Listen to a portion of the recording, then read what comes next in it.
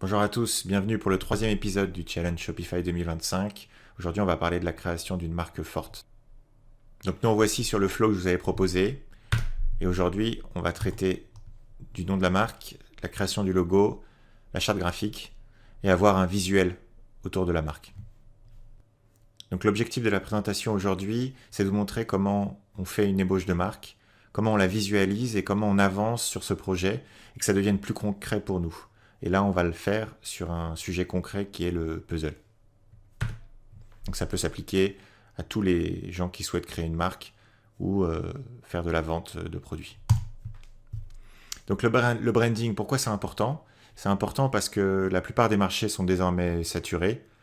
Donc on veut avoir un élément différenciant. On veut aussi avoir un attachement émotionnel vis-à-vis du client. Si possible, que ce soit une marque qui lui parle et quelque chose d'assez niche. Donc là, vous voyez ce que j'ai dit à ChatGPT. Donc simplement, j'ai lancé une discussion et je vais expliquer ce que je voulais faire. Donc I'm looking to create a shop of print on demand products related to Japan geography, culture and art, vintage style. Initial product will be puzzle and t-shirt. Ben voilà, je me rappelais même pas que j'avais parlé de t-shirt. Donc ce qu'il faut savoir, c'est que moi j'ai fait évoluer l'idée avec ChatGPT en fonction de ce qu'il me disait. Et l'idée, c'est pas non plus de prendre exactement ce que va te sortir ChatGPT, mais c'est après de se faire sa propre interprétation. Donc vous allez voir au fil des slides.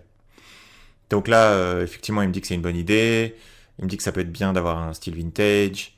Voilà. Bon, bah rien de plus intéressant. Donc on peut avancer. S'il y a un point intéressant qui mentionne, ce qui est écrit à gauche, c'est le fait que on va avoir affaire à des consommateurs qui ont qui sont sensibles à une esthétique qu'on appelle slow life. Donc avec des beaux puzzles, un univers japonisant, peut-être du thé, peut-être d'autres choses, enfin une ambiance un peu chill. Ça peut être intéressant pour la partie cross-selling et upselling si jamais on veut vendre d'autres produits. Donc là sur la partie nom de marque, voilà comment j'ai procédé avec ChatGPT. Donc directement, j'ai juste demandé de suggérer un nom qui est en cohérence avec ce qu'on a discuté, donc à savoir des puzzles vintage et des t-shirts. Donc il m'a donné quelques idées, et je voulais que ça soit des idées qui correspondent à des époques. Donc là, on a par exemple un qui m'avait plu, qui s'appelle Showa Treasures. Donc sachant que c'est un produit pour le marché américain. Donc du coup, voilà pourquoi on a tout ça en anglais. Donc il donne quelques tips, ce qui est assez intéressant. Donc aim for a name that is short, memorable and easy to spell. Donc ça c'est super important, on ne peut pas avoir un nom de marque trop compliqué. On veut que ça soit quelque chose qui soit mémorable. Et aussi qu'on ait la possibilité de prendre le nom de domaine. Donc si le nom de domaine est déjà pris, ça sert à rien. Voilà. Donc idéalement nom de domaine, compte Insta, compte X. Tous ces comptes-là, ça serait bien de les avoir. Donc c'est quelque chose à vérifier quand on prend un nom. Donc voilà, donc sur la partie Showa Treasure, moi j'ai demandé plus d'informations parce que c'était un des noms qui me plaisait. Donc c'est un nom qui fait référence à une ère entre 1926 et 1989. Et donc ça me plaît. Ça me plaît parce que il va y avoir une esthétique vintage et on va être en plein dans le thème qui me plaît. Donc là, je vais demander tout simplement, je vais demander une palette de couleurs. Donc l'idée, c'est pas non plus de prendre comme argent comptant l'output de ChatGPT, mais l'idée, c'est d'avoir son point de vue et que ça nourrisse notre réflexion.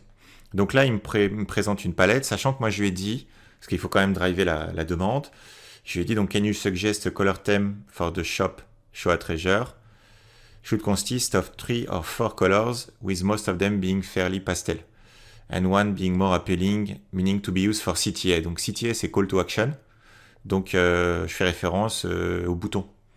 Donc sur une interface web, on veut toujours driver l'action utilisateur sur les boutons qui nous intéressent. Donc, par exemple, une page produit, le bouton ajouter panier, acheter maintenant, c'est des boutons qui doivent ressortir. Mais ressortir d'une façon élégante. Donc il faut que ça soit dans des couleurs, des tons de couleurs qui sont en cohérence avec les autres tons de couleurs. Donc il se trouve qu'il y a un algorithme en fait qui permet de déterminer les couleurs qui vont bien ensemble. Donc je vais vous montrer ce que je fais après. Donc là, en output, il me donne une palette de couleurs. Donc vous voyez, c'est quand même impressionnant ce que ChatGPT peut sortir. J'ai récupéré la palette et je l'ai mis dans un outil que j'adore qui s'appelle Coolors. Donc il y a une version gratuite, hein, vous avez juste un nombre limité de projets, donc moi j'ai toujours la version gratuite jusqu'à présent. Et j'ai récupéré, alors là si on revient, donc j'ai récupéré toutes les couleurs, ouais voilà, j'ai récupéré toutes les couleurs que m'a proposé ChatGPT. Et j'ai demandé à Color de générer la dernière. Et en fait, il génère beaucoup de couleurs qui sont en cohérence avec les 4 autres. Et après, c'est à vous de choisir. Donc moi, c'est ce que j'ai choisi, donc un bleu pastel foncé. Voilà, on va dire bleu nuit, pastel. Sachant que la 4e couleur, le vermillon, rouge vermillon, il a vocation à être utilisé pour les call to action. Donc les boutons ajouter panier, etc. Donc là, on lui demande un mock-up. En fait, on lui demande de nous générer un mock-up pour la page mobile, la page produit, etc. L'objectif, c'est en fait, moi, ce que je veux quand je fais ça, c'est que je veux commencer à pouvoir visualiser ce que peut être demain cette marque. Voir si ça me plaît et voir si ça peut plaire à d'autres gens. C'est super important parce qu'en fait, plus vous allez pouvoir visualiser le point, la target, plus vous allez vouloir avancer, ça va vous motiver et dans votre tête, vous allez construire tous les à côté en fait. Voilà, donc ça c'est quelque chose qui me tient à cœur. Donc sur la gauche, vous pouvez voir un mock-up plus orienté site web, on va dire, produit, site web avec les couleurs. Et sur la droite, plus une version mobile d'un site web. Ça donne des bonnes idées, alors tout n'est pas bon à prendre, hein, mais ça donne des bonnes idées. Par exemple, sur la droite, la bannière avec une boîte à moitié ouverte, un petit design sur la droite avec un fond uni, ça peut être intéressant. Les t-shirts aussi, c'est sympa. La partie page produit, donc c'est toujours pareil, hein, un mock-up qu'on demande. J'ai juste mis Generate Product Page Mock-up. Et je me suis vraiment pas... j'ai pas pris de temps pour faire ça. Hein. J'ai juste demandé simplement. On peut faire ça de façon beaucoup plus détaillée. Et si on a envie d'y passer du temps, on peut le faire. Moi, tout ce que je vous montre là, toute la discussion ChatGPT, tout ce que je fais dans ce slide, je l'ai fait en 3 heures à peu près. 2-3 heures. En étant concentré. Donc voilà, l'objectif c'est de visualiser la page produit, de se dire si c'est quelque chose qu'on a envie de faire. Voilà. Avancer progressivement en fait sur le projet. Donc là, l'idée c'était de demander un mock-up avec les puzzles en cours d'utilisation. C'est pas transcendant, mais c'est super intéressant parce que ça peut donner la voie vers une façon de présenter le produit. Là, c'est une partie qui m'intéresse tout particulièrement parce que je suis très sensible à la partie packaging. Je vous en ai parlé plein de fois dans les vidéos précédentes. Et donc là, en fait, je vais juste demander un mock-up sur la partie packaging. Et il se trouve que ce packaging tel qu'il l'a présenté me plaît énormément. Alors forcément, ça va pas être à l'identique parce que les kanji ils sont pas bons, le texte il est un peu erroné, c'est pas les bons visuels, mais c'est pas grave en fait. Ça vous donne matière à réfléchir. Et d'ailleurs, ChatGPT m'a donné une astuce que je vous ai mis à gauche, moi j'ai rien demandé. Il m'a dit ajouter une carte avec l'histoire de l'illustration. Alors, je sais pas si je pourrais le faire et si je le ferais. Mais en tout cas, une carte avec l'illustration déjà imprimée sur un beau papier. Ça peut même être un papier, d'ailleurs, un papier germé. Il y a des papiers avec des germes dedans. Ça, c'est super intéressant. Super quali. Draft de l'aperçu du site web. Donc ça, c'est toujours dans la même veine. Donc là, on est plus sur une bannière. Et on voit qu'il y a les t-shirts et les puzzles. Bon, ça donne juste des idées, en fait. Voilà. Le tips, là, il n'est pas forcément en relation, mais il est intéressant. Je pense que tout le monde doit avoir en tête que la plupart des ventes se font sur mobile. Donc, même si vous designez sur votre site web sur un laptop ou sur un ordinateur, un PC fixe, il faut garder en tête que la plupart des ventes se font sur mobile. C'est hyper important. La genèse du logo. Alors ça c'est un des trucs que j'adore. Donc, on part sur un logo initial qui a été fait par ChatGPT.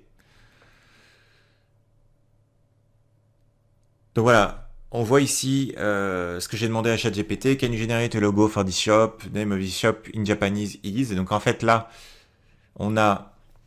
Alors j'ai pas expliqué, mais je vais vous l'expliquer comme ça. Donc le premier kanji, en fait, ça veut dire trésor.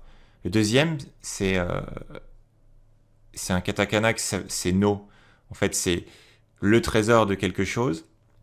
Et la deuxième partie, c'est l'époque qu'on appelle l'époque Showa. Donc l'époque vintage dont je parlais tout à l'heure. Donc là, il m'a proposé un logo. C'est un logo qui n'utilise pas les kanji dont on a que je lui ai donné. Mais c'est pas grave, c'est un premier logo. Je lui ai demandé quelque chose de plus minimaliste. Parce qu'en fait, ce qu'on veut, in fine, c'est un logo qu'on puisse décliner de plein de façons, de plein de couleurs, et qu'on puisse vectorialiser.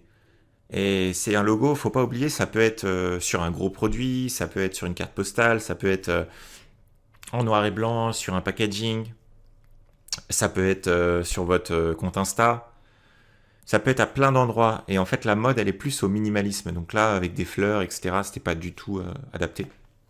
Donc j'ai demandé quelque chose de plus minimaliste, comme vous pouvez le voir ici. Il s'est un peu amélioré, mais bon, c'était toujours pas ça. Donc là, je lui ai demandé quelque chose d'autre, avec un petit feeling black and white. Et avec juste 2 kanji. En fait, les 2 kanji, c'est un diminutif qui veut pas forcément dire grand-chose en japonais, mais c'est pas grave, parce que le premier, il veut dire trésor, et le deuxième, c'est Showa, en fait, c'est qui fait référence à l'époque. Voilà. Et donc, c'est très minimaliste, mais c'est pas grave, c'est un bon visuel. Donc voilà ce qui m'a sorti. Et en fait, ce qui m'a sorti m'a donné une idée. Je me dis, ok, bah, je vais faire les 2 kanji. Et le fait d'avoir mis des points en haut, des points en dessous, bah, je me suis dit, tiens, je vais faire un point et un point virgule. Et je vais mettre les kanji les uns sur les autres. Donc j'ai essayé de trouver des polices. Donc là, j'ai fait une recherche sur quelques polices. Donc j'ai choisi 3 polices qui permettent de visualiser les kanji de façon correcte. Ces 3 polices, je les ai sauvegardées, je les ai utilisées, etc. J'ai fait attention qu'on puisse les utiliser pour un objectif commercial, etc. Et j'ai décliné 3 logos. Donc ça, je les ai fait sur Photoshop. Donc ils ne sont pas vectorialisés à ce jour. Mais c'est 3 logos qui sont simples, suffisamment simples pour que demain, en utilisant Illustrator, je puisse les passer en format vectoriel. Donc je pense que ça va être intéressant de faire une vidéo dédiée à la partie vectorialisation d'un logo. C'est pas grand chose, hein. Je vais pas inventer la roue, je suis pas un expert, mais l'idée c'est juste de passer à une image pixelisée, à un logo vectoriel que vous pouvez décliner en une taille macroscopique ou sur un immeuble, et ça sera toujours nickel. Voilà, donc voilà l'output. Moi j'aime bien ce logo, je le trouve sympa, et je me dis que ça pourrait être une bonne base pour avancer sur le projet. Donc petit bonus, c'est pas forcément en totale cohérence, mais bon, je voulais en parler parce que c'est super intéressant. Donc faut faire attention au branding, faut prendre son temps. Donc faut que le logo, les couleurs, faut que tout ça ait une cohérence globale. En tout cas pour vous. Peut-être qu'on peut se tromper, là ce que je suis en train de vous présenter, peut-être que ça va être un fiasco. Moi j'y crois et j'aime ce que je fais. Voilà, c'est le plus important. Donc faites quelque chose qui vous ressemble. Imaginez quelque chose qui a une cohérence globale. Si vous avez des doutes, vous pouvez toujours demander. En fait, là, tout ce dont je vous parle, j'en ai parlé à d'autres gens. J'aurais demandé, bah voilà les mock-ups, qu'est-ce que vous en pensez? Est-ce qu'il y en a un qui est mieux que l'autre? Voilà le logo, qu'est-ce que t'en penses? Et le plus intéressant, c'est pas de rester sur des avis qui sont homogènes. C'est-à-dire, si vous prenez vos 4 meilleurs potes, il faut que ça soit des gens différents. Ça peut être des gens plus vieux, plus jeunes, des gens qui ont des backgrounds différents, qui ont une mentalité différente, etc. Comme ça, vous pouvez vous faire votre idée. Après, le plus intéressant, c'est d'avoir les réponses des gens qui sont dans votre cible. Donc, si vous ciblez, par exemple, des cadres supérieurs de la gente féminine, il va falloir plus écouter ces gens-là que d'autres. Trop de produits, trop vite. Donc ça, je le dis directement parce qu'en fait, c'est super important de déjà faire votre produit phare bien, proprement, et après envisager d'autres produits. Pourquoi on fait d'autres produits? On fait d'autres produits pour augmenter ce qu'on appelle la lifetime value, le panier moyen. Donc les deux, hein, c'est lié, mais voilà. Augmenter le panier moyen, la lifetime value, c'est plus sur la durée. Le panier moyen, c'est plus ordre par ordre. Donc là, on parle de cross-selling, upselling. Donc cross-selling, par exemple, on va vendre des puzzles. Et on vend des puzzles, donc on lui propose directement de quoi ranger ses puzzles quand il est en train de les faire, ou il ou elle est en train de les faire. Un truc qui permet de rouler le puzzle pour le refaire plus tard. Un truc pour encadrer le puzzle. Peut-être un beau encadré précisément, enfin, fait pour la marque. Enfin voilà, il y a plein de choses à vendre en fait. Mais l'idée, c'est de pas aller trop vite. Au départ, vous faites votre premier produit, vous le faites bien. Le storytelling aussi est important. Donc là, j'en ai parlé brièvement à travers l'époque Shoah. Je ne l'ai pas encore travaillé, mais ça viendra. Donc voilà, c'est le petit tips du jour. Donc voilà, je vous remercie. C'était une vidéo que j'ai adoré faire. J'aime bien la partie, j'aime bien maturer toute la partie produit, la partie design. N'hésitez pas si vous avez des questions en commentaire. À chaque question, j'y répondrai. Et s'il est nécessaire, je ferai une vidéo dédiée pour vous expliquer les sujets que vous n'avez peut-être pas compris ou les points à approfondir. Voilà, bonne journée, à plus tard.